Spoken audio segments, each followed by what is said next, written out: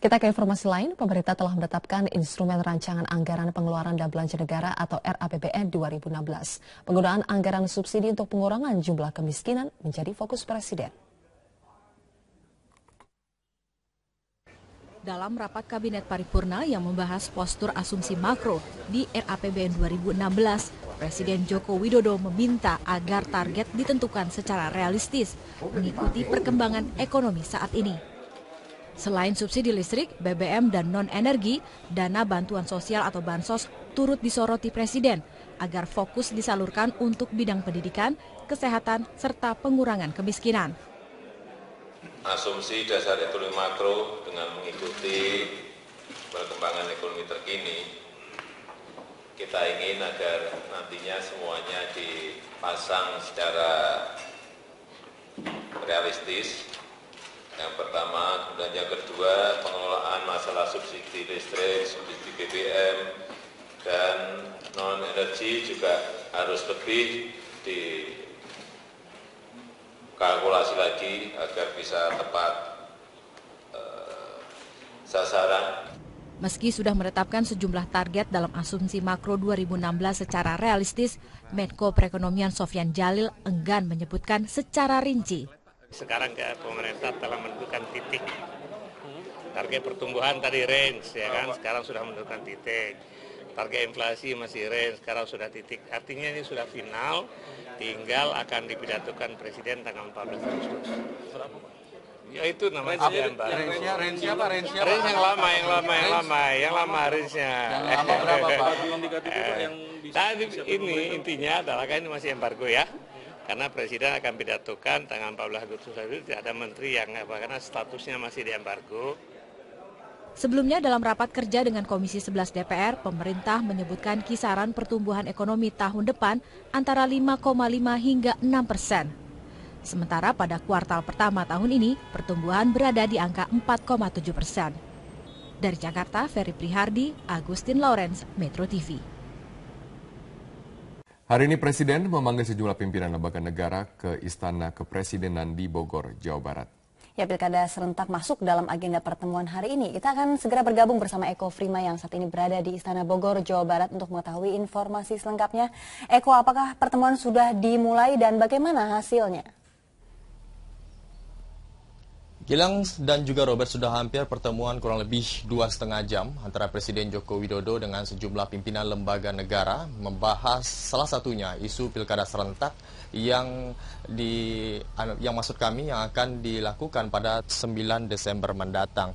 Sejumlah pimpinan lembaga negara ini seperti Ketua DPR RI dan juga Ketua MPR RI, BPK RI dan sejumlah pimpinan lainnya hadir pada pukul 9 waktu Indonesia Barat ini. Salah satu agenda terkait pilkada serentak dibahas terkait perlu atau tidaknya Presiden mengeluarkan Perpu Pilkada agar calon yang hanya diisi oleh satu pasangan calon di satu daerah bisa menggunakan hak konstitusinya. Tadi Ketua DPR RI Setia Novanto menyampaikan jika banyak pertimbangan dalam pertemuan ini nanti akan diberikan konsultasi kepada Presiden perlu atau tidaknya Perpu tersebut. Mengingat menurut Setia Novanto jika memang Perpu itu harus dikeluarkan oleh Presiden banyak pertimbangan yang harus dilihat. Pertama, dengan adanya undang-undang yang diatur oleh adanya pengaturan undang-undang serta PKPU sendiri yang menyatakan seperti dari peraturan KPU nomor 12 tahun 2015 pasal 89 tepatnya, di mana bagi daerah yang tidak memiliki lebih dari satu pasangan calon maka pelaksanaan ditunda hingga pilkada berikutnya yakni pada tahun 2017. Dan jika nantinya Presiden mengeluarkan Perpu nanti ditakutkan akan bertabrakan dengan adanya peraturan tersebut. Dan nanti juga goalnya ada di DPR RI sendiri, apakah Perpu yang dikeluarkan Presiden itu akan disetujui oleh DPR RI ataupun tidak. Dan kembali dengan adanya dorongan agar pemerintah menerbitkan Perpu Pilkada untuk mengakomodasi calon tunggal agar bisa ikut pilkada serentak pada tanggal 9 Desember nanti memang muncul dari sejumlah kepala daerah. Dikhawatirkan oleh sejumlah kepala daerah jika nantinya pilkada serentak ditunda, nanti akan berdampak dengan adanya PLT sementara yang di mana kewenangan dari PLT ini sendiri sangat terbatas dan tidak bisa mengambil kebijakan maupun birokrasi yang strategis. Hal ini juga berdampak dengan sejumlah program-program dari daerah itu sendiri akan mandek tentunya. Dan minimnya calon ini juga ditenggarai karena adanya minimnya sosialisasi atau kaderisasi dari partai politik sendiri. Dari data sejauh ini, dari 13 jumlah pasangan kurang dari 2 yang kini tersisa, ada 7 daerah, yakni Kabupaten Tasikmalaya, Kabupaten Blitar, Kabupaten Pacitan, Kota Surabaya, Kabupaten Timur Tengah Utara NTT, Kota Mataram, dan juga Kota Samarinda. Dan ada juga 83 daerah yang hanya memiliki 2 pasangan calon yang diprediksi akan gugur. Dan berikut pernyataan Ketua DPR RI Setia Novanto sebelum rapat tadi. Kalau diadakan Perpu, maka Perpu itu pun pada saat kita sudah melakukan rapat kerja DPR, maka ada persetujuan yang harus dipersetujuan oleh DPR. Nah, tentu di dalam persetujuan DPR itu ada persetujuan yang sifatnya itu bisa disetujui atau tidak. Nah, kalau nanti itu disetujui tidak ada masalah. Tapi kalau itu tidak disetujui, nanti implikasinya adalah pembatalan atau ada cara-cara lain yang perlu kita bicarakan bersama antara DPR, antara KPU dan juga pemerintah. Ya, nanti tentu kita lihatlah mana yang terbaik semua demi kepentingan masyarakat tentunya. Gilang dan Robert, pada pukul 13.00 ini akan ada pernyataan bersama antara pimpinan DPR dan juga Presiden Joko Widodo terkait apakah akan ada rekomendasi dari hasil pertemuan ini, apakah akan mengeluarkan Perpu atau akan merevisi undang-undang atau PKPU itu sendiri. Kita nantikan saja, kembali ke Anda ke studio. Baik Eko, terima kasih untuk laporan Anda. Eko Frima melaporkan langsung dari Istana Bogor, Jawa Barat. Kita beralih ke informasi lainnya, rancangan pasal penghinaan kepada Presiden kembali diusulkan untuk masuk ke dalam agenda pembahasan di DPR. Pasal penghinaan ini sempat menuai perdebatan karena dikhawatirkan akan mengekang kebebasan untuk berbicara. Aksi unjuk rasa, orasi atau tulisan yang mengecam Presiden kerap terjadi. Tidak jarang aksi atau tulisan menjurus pada penghinaan Presiden sebagai pribadi, kepala negara, dan kepala pemerintahan. Wakil Ketua DPR Fahri Hamzah meminta pemerintah untuk meneliti lagi pengajuan pasal penghinaan kepada Presiden dan pejabat negara ke dalam rancangan revisi KUHP. Karena sebelumnya usulan ini pernah dibatalkan oleh Mahkamah Konstitusi. Serangan pribadi kepada pejabat negara, ya, itu kadang-kadang kita harus biarkan itu agar pejabat negaranya itu tambah baik dan mengintrospeksi diri. Ya, itu kadang-kadang menurut saya itu konsekuensi menjadi pejabat negara, ya. Karena itu kalau tidak mau pribadinya diserang, ya maka jangan jadi pejabat negara, kan. Presiden Joko Widodo menyatakan tidak keberatan atas banjir kritikan atau kecaman kepada dirinya. Namun mendukung pembahasan kembali pasal penghinaan dalam rancangan revisi KUHP. Pasal penghinaan ini pun kan masih dalam rancangan, ya kan? Usulan rancangan kepada Dewan. Kalau saya lihat di situ, sebetulnya justru itu untuk memproteksi orang-orang yang kritis, masyarakat yang ingin melakukan pengawasan untuk tidak dibawa ke pasal-pasal karet.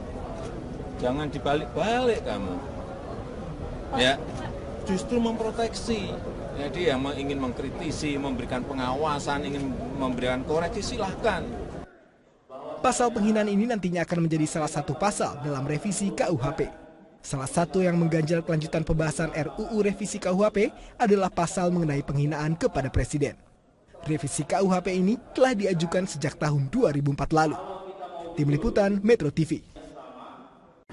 Presiden Joko Widodo berjanji akan membuat keputusan politik untuk menjadikan ekonomi kreatif sebagai pilar perekonomian nasional. Karena industri kreatif memiliki potensi besar dengan laju pertumbuhan yang melampaui pertumbuhan sektor lain maupun pertumbuhan ekonomi nasional. Presiden Joko Widodo begitu terkesima menyaksikan pertumbuhan ekonomi kreatif yang mencapai 5,6%. Dengan kontribusi dan nilai tambah yang makin nyata setiap tahun. Karena itu Presiden langsung mengikat komitmen dengan para pelaku industri kreatif untuk menjadikan industri kreatif sebagai tulang punggung perekonomian nasional. Komitmen pengembangan industri kreatif yang hendak direalisasikan Presiden Jokowi antara lain membuat regulasi baru untuk meningkatkan kualitas perfilman Indonesia. Presiden juga berjanji untuk membuka peluang investasi sebesar-besarnya di bidang e-commerce. Sedangkan di bidang industri kreatif lainnya seperti teater dan seni pertunjukan, Presiden meminta pihak swasta untuk ikut membantu pembangunan gedung teater. Untuk masalah infrastruktur, 55% penyebaran bioskop di seluruh Indonesia itu terpusat hanya di Jawa Barat dan di DKI Jakarta. Kita harus bersaing merebut layar juga dengan film-film impor. Film festival itu Pak, kontribusi ekonomi besar. Transfer knowledge-nya jelas, edukasi ke publiknya jelas. Keragaman pun yang sudah ada di berbagai daerah ini, semua juga harus didukung. Kesimpulannya Pak, ditunggu intervensinya. Saya kira tadi yang Luki sampaikan kepada saya catat dan saya tidak ingin menyampaikan banyak, tetapi akan kita siapkan regulasi-regulasi, aturan-aturan yang mendukung, baik untuk memperbanyak toko tadi, dan saya yakin dengan pasar kita yang sangat besar sekali, ini akan sangat menarik bagi investasi untuk memperbanyak toko bioskop. Selain menerima masukan para pelaku industri kreatif, Presiden Joko Widodo juga mengimbau anak-anak muda Indonesia untuk menggiatkan kreativitas menjadi gerakan ekonomi nasional. Presiden berjanji akan membuat pemetaan yang jelas dan peningkatan semua potensi industri kreatif dengan target yang terukur dalam 10 tahun ke depan. Tim Liputan, Berita 1, Jakarta.